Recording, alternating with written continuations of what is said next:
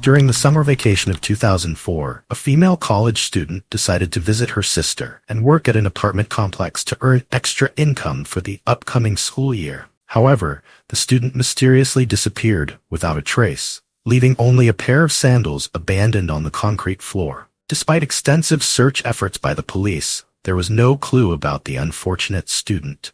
When the perpetrator struck again, hundreds of kilometers away, the police were finally able to solve the case. Yet even after being captured, he refused to reveal the victim's whereabouts. Many years later, the murderer eventually disclosed the location of the poor student's body in exchange for a more favorable sentence. Though heartbroken, the girl's mother expressed gratitude to the brutal killer. But at this time, we just really feel gratitude, even to Mr. Courtney, that he could see fit to tell us where he left Brooke. And for our family, what happens to him, we are thankful that justice was served and that he will not have the opportunity for parole. But now he can go on with what's left of his life. And we want to strengthen our family and to go on with our life. Their kindness and forgiveness moved many, evoking sympathy for both the departed and those left behind. Let's unravel the case of one of America's most chilling serial predators whose hunt for beautiful girls left lasting fear and intrigue. But first, don't forget to subscribe to the channel to get notified whenever a new video is uploaded.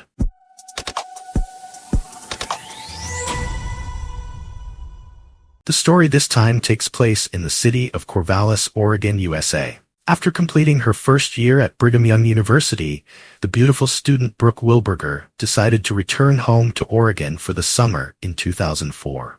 During this time, her sister, Stephanie, and Stephanie's husband were managing the Oak Park Apartments complex in Corvallis. To help Brooke find a summer job, Stephanie arranged for her sister to work at this complex. Around 10 a.m. on May 24, 2004, from her apartment, Stephanie saw Brooke standing outside filling a bucket with water near the complex. And Brooke was bending over filling up a bucket of water, and that was the last time I saw her. The two sisters had a lunch date, but by 1 p.m., Stephanie still hadn't seen her sister appear, which made her start to worry. Stephanie immediately went to look for her sister and discovered the bucket Brooke had used to collect water lying abandoned next to the light pole where she had been scrubbing in the morning. Nearby, Brooke's flip-flops were also left behind, with one strap broken. On the ground, Brooke's muddy footprints were still visible, stretching close to the footprint, seemingly indicating that she had struggled to regain her balance after losing her sandal. In a panic, Stephanie hurried home to inform her husband. At 3:07 p.m., Stephanie's husband called 911 to report Brooke's disappearance. 911, what's your emergency? Yeah, I've got someone who's missing, a worker of mine that we can't seem to find. Missing from where? I'm the manager of the Oak Park Apartments, and this worker actually happens to be my sister-in-law. She's 19. When was the last time anybody saw her? Around 10:30. When they arrived at the scene, the police found not only the flip-flops but also a wallet, purse, mobile phone, and Brooke's car still intact on the spot. This led them to quickly conclude that the 19-year-old student may have been kidnapped. A witness reported hearing screams around 10:30 a.m., but did not notice anything suspicious at that time. The mysterious disappearance of Brooke Wilberger quickly attracted media attention across the United States, becoming one of the most widely publicized investigations in Oregon's history. Brooke Carol Wilberger was the fifth child in a large family with 6 children in Eugene, Oregon. Born and raised in a loving and close-knit family, Brooke was always a source of pride for her parents and siblings. From a young age, she showed outstanding talent in many areas. Brooke not only learned important life skills, but also nurtured her passion for animals and agriculture. In particular, Brooke was a natural athlete, excelling in sports such as basketball, soccer, and track and field. Her dynamism and agility made everyone around her admire her. At 16, Brooke began dating Justin, a childhood friend she had known for a long time. After graduating high school, Brooke decided to follow Justin to Brigham Young University, BYU, to continue her education. This is a significant turning point in her life, where she not only gains knowledge but also experiences student life away from home. Intelligent and beautiful, but she was also really nice. Since childhood, the siblings in the family always gave Brooke the best things. If there was a nice item, everyone would let Brooke wear it, as seeing their little sister happy was their greatest joy. She was better than most of the rest of us at the sports that we played. Whether on the basketball court, soccer field, or track, she always shines and achieves impressive results. Mrs. Cammie Wilberger, Brooke's mother, is always proud of her daughter. She shares that Brooke is an animal lover, thoughtful, and reliable. Brooke not only has grand dreams, but is also ambitious about becoming a linguist. She always longs to explore the outside world and experience new things. Mrs. Cammie recalls, the girl was very eager to go out into that vast world, and we had no reason to deny her dreams. However, Brooke's life took a fateful turn when she suddenly went missing. This heartbreaking event plunged the Wilberger family into despair. They lived in confusion, hoping that one day they would receive news about her. However, it took many months before they had an answer to what had truly happened to this beautiful and ambitious girl. When Brooke Wilberger went missing, the police immediately launched an investigation, a decision considered atypical. Typically, when an adult goes missing, authorities often wait to see if the victim returns after a short period, since adults sometimes leave voluntarily without notice. However, in this case, the Corvallis Police Department agreed with Brooke's family that she was not the type to disappear without a trace. Therefore, they decided to urgently implement a widespread search across the city of Corvallis. Just hours after Brooke went missing, a large-scale search campaign was organized with the participation of many police members. Investigators immediately thoroughly examined residents living in the apartment complex where Brooke resided and approached nearly 2,000 sex offenders in the area to rule out potential suspects. Corvallis Police Captain Jonathan Sassaman shared, "It was a stressful day for the sex offenders in our county, as we had a team out arresting each one for the investigation." During the investigation, the police hotline received numerous calls from across the country reporting sightings of Brooke at various locations. One of the police's leads was a man suspected of stealing thousands of women's lingerie from a college dormitory just weeks before Brooke went missing. However, after interrogation, the police found no evidence linking this person to the abduction. The search for Brooke took place in an atmosphere of immense tension and pressure. As time passed without any trace of her, Captain Sassaman described the situation at the time. It was extraordinarily stressful. You had a community looking for answers. You had a community that was scared. Was there somebody else out there?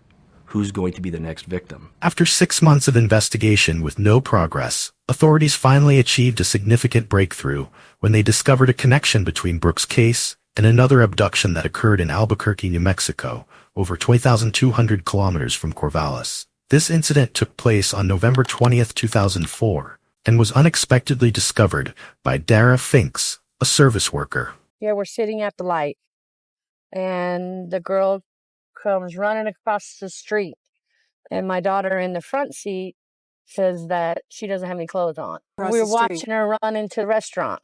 My daughter was ready to jump out the car. And I'm like, no, wait, we'll go over there and, see what's going on. Because we pulled around there, and my daughter got out of the car and met her at the door and brought her over to the car. So when she said, "He's got a knife, he's trying to kill me."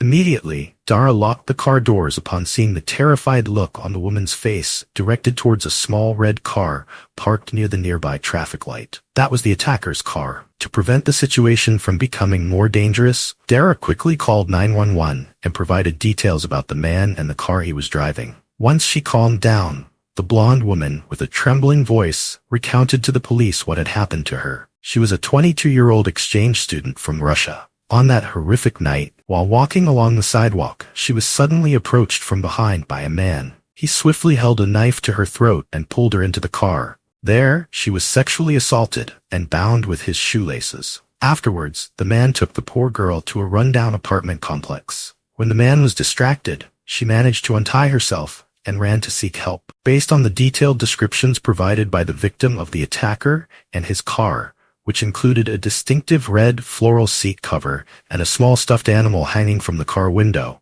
the police quickly identified the vehicle, whose owner and attacker was Joel Courtney, a bald man with blue eyes who looked very menacing. Joel, 38 years old, was married with 3 children.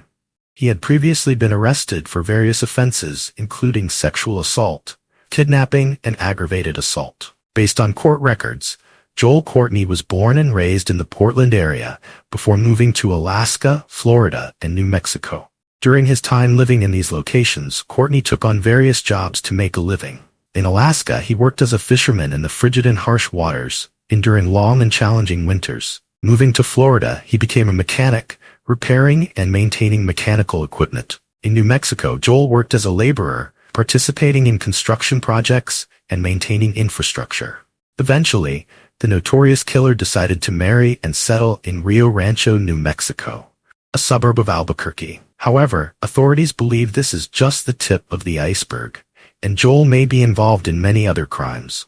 Through further investigation, it was discovered that just 6 months before the attack in Albuquerque, Joel's wife had filed for a restraining order. In her petition, she alleged that Joel had choked her during a domestic dispute. Information from Joel's family also paints a haunting picture of his past. Joel's sister revealed that he had a very high IQ, at genius level, but his life spiraled into darkness as he became addicted to drugs and obsessed with satanic ideologies. He frequently cycled through juvenile detention facilities for serious crimes such as sexual assault. Joel's sister also recalled a terrifying memory when he attempted to assault her. He would come in the middle of the night and put a hand around my neck and attempt to sexually assault me. More than once? More than once, yeah.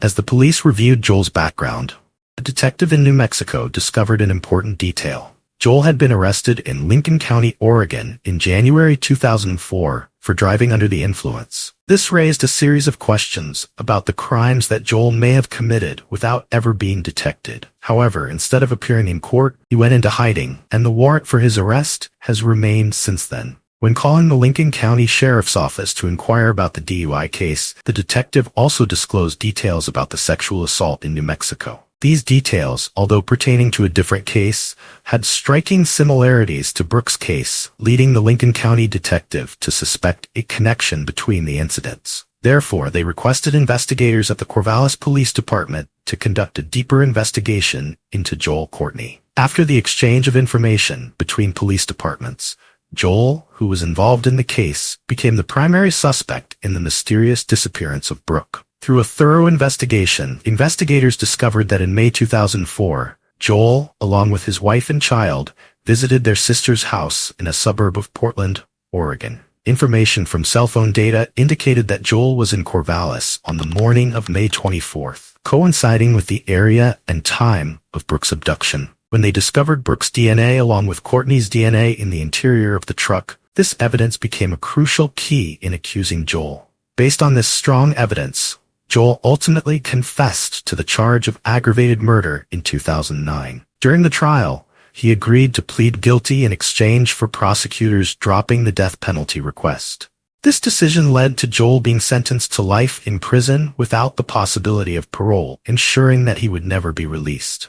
In August 2005, Joel Courtney was charged with 19 serious counts, including murder, kidnapping, rape, and other charges related to the Brooke case. This case garnered significant public and media attention due to the cruel and brutal acts Courtney committed. Not until September 2007 did Joel officially plead guilty to the assault that occurred in New Mexico. Previously, he had been charged with multiple other offenses, but the assault in New Mexico was considered the most serious case, resulting in an 18-year prison sentence. This event marked a significant turning point in the trial process and placed Joel into the criminal justice system. On April 8, 2008, Courtney was extradited to Benton County, Oregon, to face charges related to the Brooke case. He was scheduled to appear in court for the first time on April 9, 2008, at the Benton County Courthouse. However, Courtney remained adamant about not revealing the location of the victim's remains, causing the Wilberger family to live in continuous pain and anxiety. His silence further left the victim's family feeling helpless and desperate in their search for the truth and justice. Through Courtney's own testimony, police discovered that he had kidnapped Brooke Wilberger from the parking lot of the Oak Park Apartments on the morning of May 24,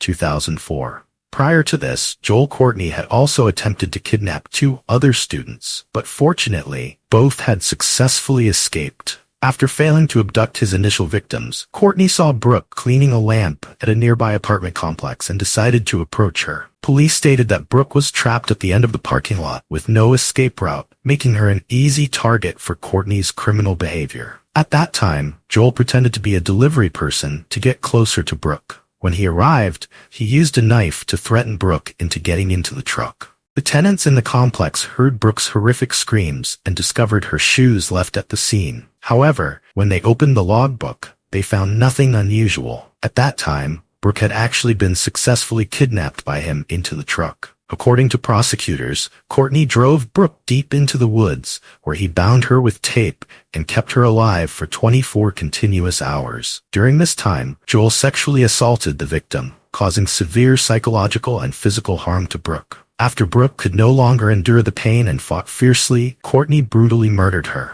Courtney admitted that he had no intention of killing Brooke until he witnessed her struggling hard to avoid being assaulted. The police also believed that Brooke's strong reaction led Courtney to decide to kill her to prevent her resistance. Brooke Wilberger reacted so strongly that he decided he had to kill her to avoid consequences. Information from the police department stated. In 2009, Joel Courtney ultimately pleaded guilty to the murder of Brooke Wilberger in exchange for prosecutors not seeking the death penalty. Joel was sentenced to life in prison without the possibility of parole, ensuring that he would never be free. Although the murderer paid for his crimes, Brooke's family continued to live in pain and desperately searched for her body. Stephanie, Brooke's sister, stated that her family just wanted to bring Brooke home for a proper and peaceful burial. 5 years after Brooke was murdered in 2003, Joel Courtney agreed to disclose the location of her remains in exchange for being transferred to a prison in New Mexico, closer to his family. Eventually, Brooke's body was found in a forest located on an abandoned logging road between Blodgett and Wren, in the Oregon Coast Range. Brooke was partially identified by the watch her mother had given her for Christmas before she passed away. For the Wilberger family, this news brought an end to the long and painful nightmare they had endured for many years. But at this time, we just really feel gratitude, even to Mr. Courtney, that he could see fit to tell us where he left Brooke. And for our family, what happens to him, we are thankful that justice was served and that he will not have the opportunity for parole. But now he can go on with what's left of his life. And we want to strengthen our family and to go on with our life. The Wilberger family also expressed that they would support a plea deal if Courtney revealed the location of Brooke's remains. Courtney's cooperation in locating the victim's body provided some comfort to the family, helping them to move forward and heal from their tragic loss. Stephanie shared her feelings about the loss and the process of coming to terms with her beautiful sister's passing. Until I lived to be 80 years old and have gone through my whole life, I still don't think I will ever be able to fully understand and accept what happened to Brooke, Stephanie said through tears. Stephanie herself has always regretted bringing her sister to work in Oregon during the summer break. If Brooke had come home for the summer, this would not have happened. Although time goes by, the pain and regret still linger in my soul. Time may ease some of the emotions, but it cannot make the pain of loss easier or completely bearable, Stephanie shared with the media. The case of Brooke has been referenced in several true crime documentaries, such as On the Case with Paula Zahn, Beauty and the Beast, 2010, FBI Criminal Pursuit, Predator, 2011, Motives and Murders, Cracking the Case, and Angel Taken, 2016.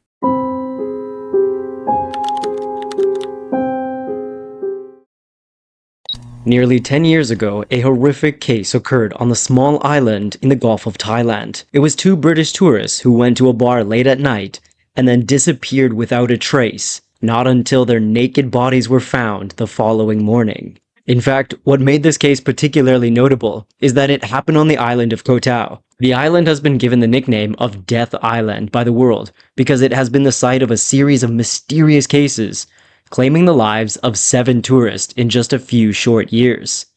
So the case of the British couple was the most typical and intriguing among them all. After the case of the British individuals occurred, countless theories were proposed.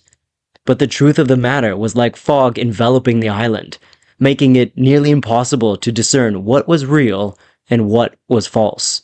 So what really happened to the British tourists? Why does Koh Tao have such a terrifying case that scares everyone? So let's find out together. Koh Tao is also known as Turtle Island because that's the name in Thai. It is located about 45 kilometers north of Koh Phangan, and it can be said that Koh Tao is one of Thailand's most notorious destinations. It is located in southern Thailand.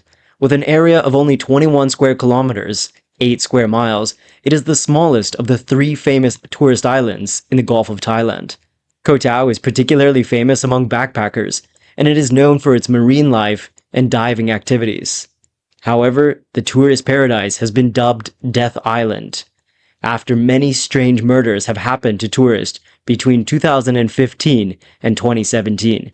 The most notable among them is the murder case of the British tourist couple. Everything began on Monday, September 15th, 2014. 6:30 a.m., the female janitor came to Seri Beach to clean up as part of her daily schedule.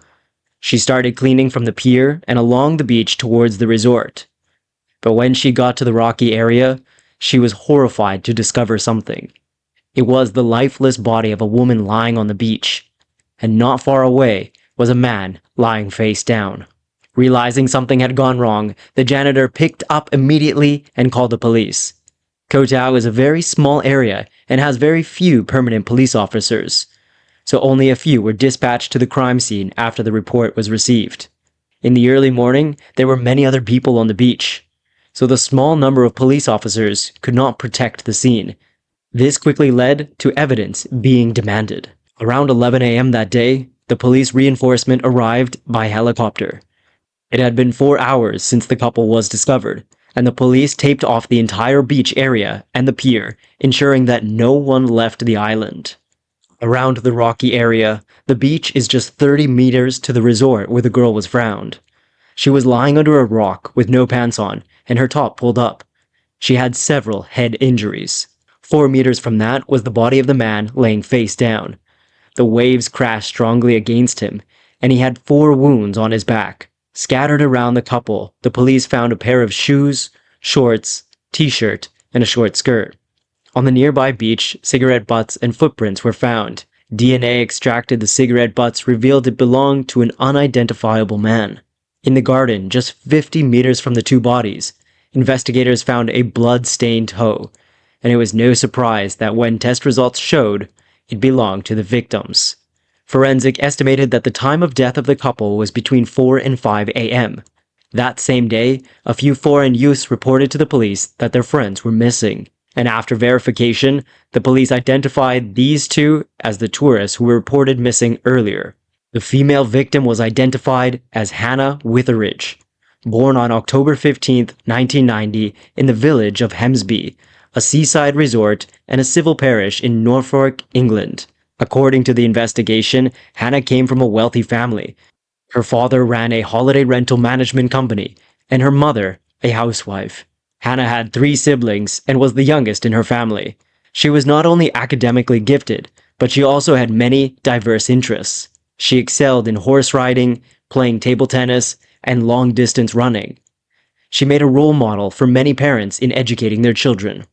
Hannah graduated from the University of East Anglia and continued her studies at University of Essex, one of the world's leading research universities. Then in 2014, when Hannah was just 23 years old, she and 3 friends planned a backpacking trip to Australia during their summer vacation. But then due to financial issues, they decided to go to Thailand, as it was much cheaper. When Hannah's mother heard she was going to Thailand, she was very concerned about the security and safety there. So Hannah promised to call her every day to ease her worries. Eventually, her mother agreed to let her travel to Thailand and pleased her daughter, though there's no way she could have foreseen that this would be one of the biggest mistakes in her life. On September 12, 2014, Hannah and her friends arrived on Turtle Island. They rented a room at Seri Beach Resort and planned to stay for a week.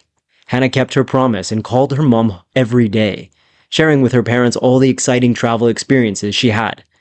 They went snorkeling, swimming, they even sunbathed on the beach and went surfing. But in the evening, she would go to the bars and participate in beach parties. Then that leaves the man who died with her, identified as David Miller, born on June 9th, 1989 in Jersey, an island in the English Channel near the French border. It is known that David graduated from the University of Leeds with a major in civil engineering and continued to pursue his master's degree. David later completed a 6-week intern at the mining company in Australia. He traveled to Southeast Asia with 2 friends from Australia, and they arrived in August. At the bar, they met Hannah and her friends at a party one evening on September 14th. A friend of both testified to the police that the last time they saw the two was in the AC bar at Sunday with about 50 other people, mostly foreign tourists. Then they left together around 1 a.m. At that time, Hannah was too drunk. She and David returned to the resort, and they disappeared without a trace. An autopsy revealed that both victims were struck by a hard object, causing injuries to their head and faces. David had scratches on his back and water in his lungs, indicating that he drowned. As for Hannah, she had marks all over her body. The police suspected that she was raped before being murdered. The forensic team found tears in her genitalia area, bruises on her legs, and bite marks along her chest. DNA was tested from these 3 areas and sent back to the police for the forensic laboratory analysis. Although the clothes of Hannah was not tested for DNA, the national authorities sought out the expertise of the investigation of this serious crime. They feared that the murder could heavily affect their foreign tourism. In fact, the police were under a lot of pressure to produce results as quickly as possible. But the haste of the investigation also caused many difficulties with the Thai police. Initially, the police searched for suspects, accusing various individuals of committing the crime without any clear evidence. They often focused their investigation on foreigners, because the police spokesperson bluntly stated, "Thais wouldn't do this." Some even interrogated migrants, complaining that the police used coercive measures to force them to confess. But these allegations were denied by the police. It is known that on Koh Tao Island, there are more than 3,000 illegally registered migrant workers, most of whom are from Myanmar. In reality, there are up to 2,000 illegal immigrants living on the island. They share a common low status, and they're only able to do some low-level paying jobs. Although their work is very hard, their income is still higher than in their country. Therefore, it is understandable why many people are still willing to cross borders to find work. After a period of not finding any suitable suspect among both the legal and illegal migrant workers, the police turned their attention to the Western tourist related to the victim. They targeted a British tourist who shared a room with David Miller and considered him a suspect. His name? Christopher Allen Ware. At first, the police suspected him of being gay and having a romantic relationship with the victim, David. When David left the bar with Hannah, Christopher perhaps became jealous, killing both of them. Now, in order to prove this hypothesis, the police searched Christopher and David's room, and they unexpectedly found a pair of pants with bloodstains. In addition, Christopher's hands had wounds similar to David's. But when tested for DNA, the blood on the pants was confirmed to be Christopher's, and the wound on his hand was already new, occurring after the incident. Christopher's DNA did not match the perpetrator, so the suspicion was ruled out. At this point, the police also extracted surveillance camera footages from around the scene, on the streets, restaurants, bars, and hotels. They discovered that around 7 p.m. on September 14th, Hannah, wearing a pink shirt and white skirt, appeared in the surveillance video with 3 friends arriving at the Chopper Sports Bar. This bar is located more than 1 kilometer from the resort, but it is a famous local bar, especially among foreign tourists. It is understandable that Hannah's group chose this as their nighttime gathering spot for partying and dancing. David, wearing a gray-blue shirt, appeared on CCTV around 7:47, also heading to the Chopper Bar with friends. That night, as if by fate, David and Hannah's group met for the first time. Being fellow Brits, they quickly became familiar and started sitting together, drinking and chatting. And after talking, David and Hannah not only found out that they were compatible, but they were also staying at the same resort, therefore feeling very connected. They continued sharing their travel experiences over the past few days, and they quickly became friends. That night, both groups even took souvenir photos. David shared that he had backpacked through some Asian countries and Australia, but his purpose for coming to Thailand this time was to experience the Full Moon Party, or the Mid-Autumn Festival, a well-known event in the area. The Mid-Autumn Festival is held annually on the night of the full moon. Although it is not held on Koh Tao, It is in Penang Island, about 35 kilometers to the southeast. On the night of the full moon, backpackers and electronic music fans from all around the world will gather on Penang Beach just to party. It's a party tradition for people to paint their bodies with fluorescent paint and dance wildly to electronic music under the moonlight. The full moon party is very famous, and it is considered one of the largest 3 electronic parties among the world. Although Koh Tao is much smaller and less famous than Penang Island, it is more relaxed and pleasant to stay there. Returning to the story, one fateful night on September 15, Hannah, 3 friends, said goodbye to David and the others as they left Chopper Sports Bar. But these girls felt like they didn't have enough fun, so they decided to go to another bar, the AC, just 30 meters from the resort, and they continued their fun. At around 12:55 a.m. on September 15, David left Chopper and went alone to buy a pair of sunglasses at a nearby convenience store. Then he hung them on his shirt. He then returned to the bar at 1:56 a.m., and David and his friends continued to the AC bar to find Hannah and the group. At around 3 a.m., Hannah told her friends she was a bit drunk, and she would head back to the resort first. Then she left the bar with David. What is most noteworthy is that after checking the nearby surveillance video, the police did not see any image of the two of them. It is suspected that they went to the beach, circled around the resort, and the cameras could not catch them. It is likely that the time that they left was around 3 a.m., and in fact there were quite a few people, so no one directly witnessed what happened to them. Around 11:10 p.m. on September 14th, before the incident occurred, CCTV recorded footage of 3 men riding motorcycles. One of them entered the convenience store near the AC bar to buy cigarettes and beer. Then, around 3 a.m. the next day, the surveillance camera recorded an image of a suspicious, shirtless man walking towards Siri Beach. Just an hour later, CCTV once again captured footage of that man running in a hurried manner. As a result, the police released the video and offered a reward of 700,000 baht for clues about the suspect, but nothing came about. The bodies of the 2 unfortunate victims were taken back to their homeland for burial. Hannah's funeral was held at St. Mary's Church, Hemsby, England. At the request of her family, hundreds of relatives and friends attended the funeral and were asked to wear colorful and beautiful clothes to reflect Hannah's vibrant and dynamic life when she was alive. She was a young, beautiful, and intelligent, lovely girl. She always brought joy to those around her.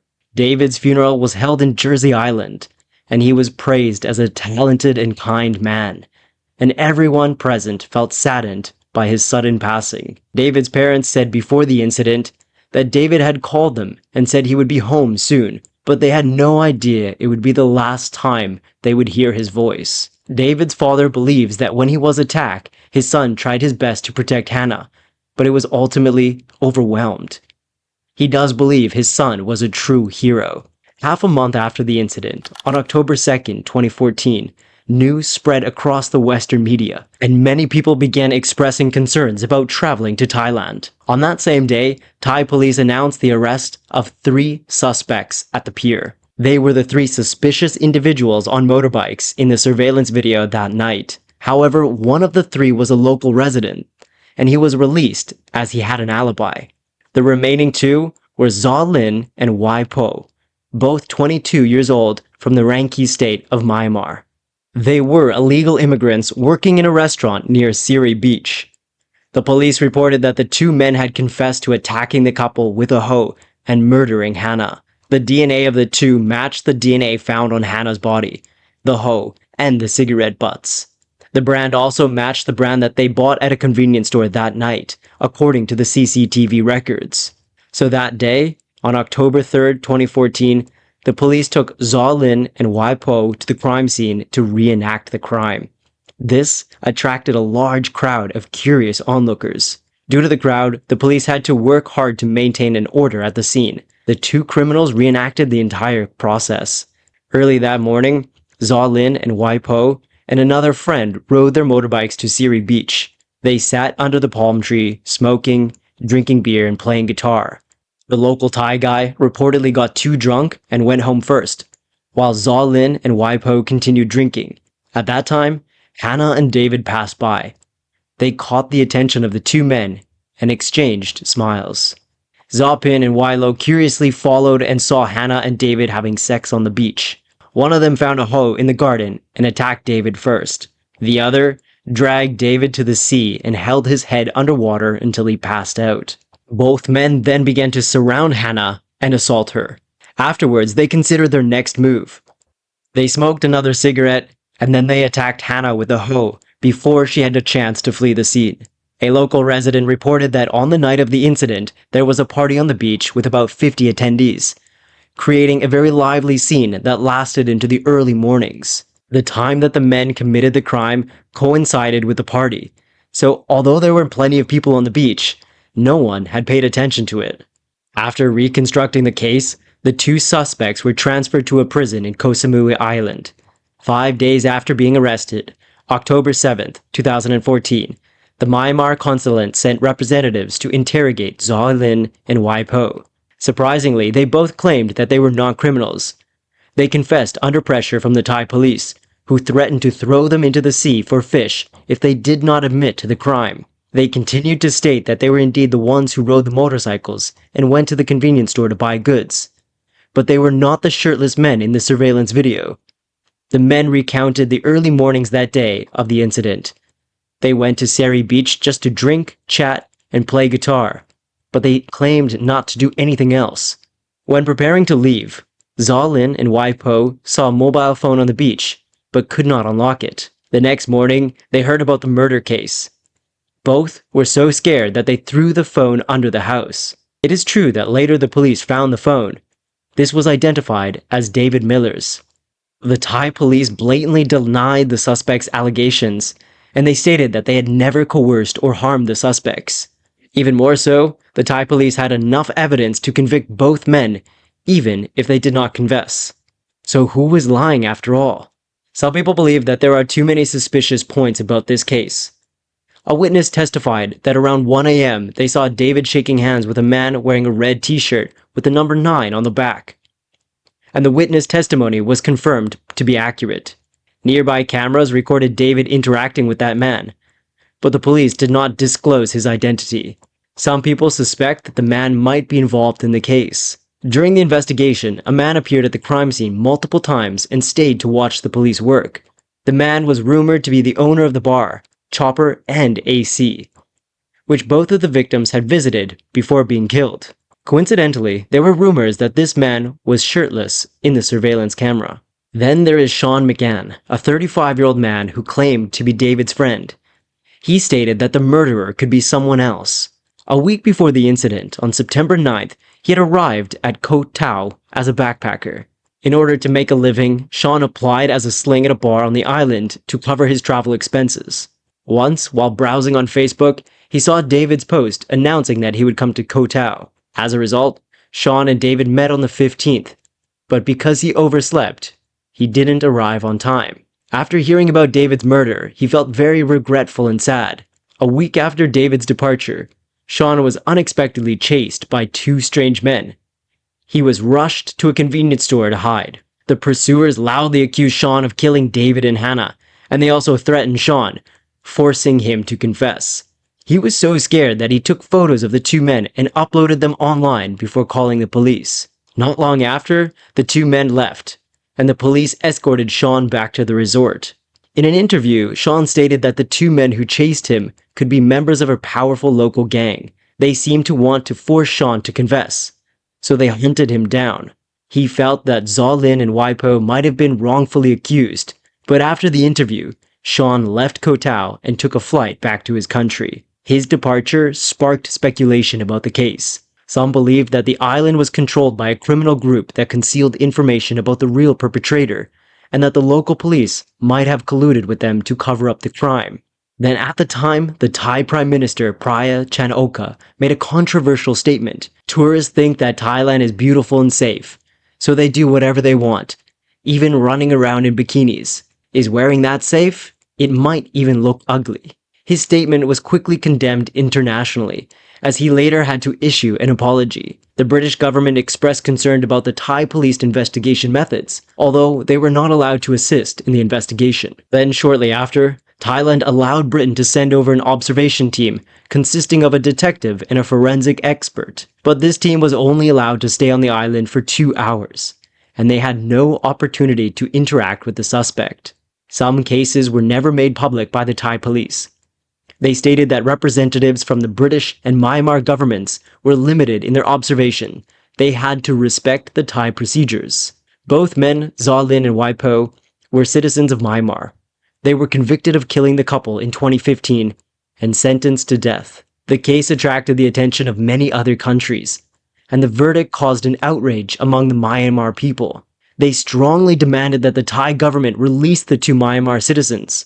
Many believed that these 2 had become scapegoats for the Thai government, which wanted to close the case quickly, but the truth might be known to only those involved.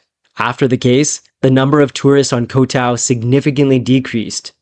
But this situation did not last long. As some time passed, the case of David and Hannah gradually faded from memory. What people didn't know was that after their bizarre case, there were 7 more mysterious deaths of foreign tourists on this beautiful island. Most of these foreign tourists died mysteriously, and the Thai police claimed they had taken their own lives. With no one to convict after the incident, the waves have washed away the bloodstains on Siri Beach, but the people hoped and believed that one day the secrets of the island will be revealed.